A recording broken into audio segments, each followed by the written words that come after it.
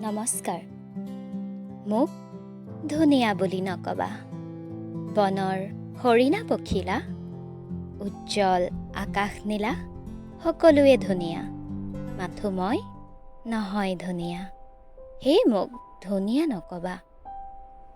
মোৰ শৰীৰৰ অংশবোৰ আধা খোলা জিলিকা কাপোৰত চাবলৈকে মাথো তুমি ধুনীয়াৰ সংজ্ঞা নিদিবা। এনে বৰ্বৰ অৰ্ধনগ্নতা মোৰ চকুত নহয় ধুনীয়া। যৌৱন কৈশোৰৰ মাজতে ক'ৰবাত এসোপা তেজেৰে গা ধুলো এদিন। কাণে নাকে গলাত এগাল মানাৰী, কঁকালত পিন্ধালা মেখেলা, বুকুত সজাই লাজ। ইমান দুৰ্বল শৰীৰ মন, ই কেনে ধুনীয়াৰ সংজ্ঞা।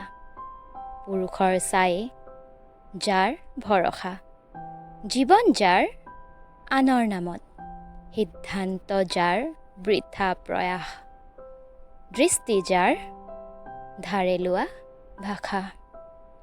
সমাজৰ শিকলিত বন্ধি মই, পুৰুষত্বৰ দাস নহয়।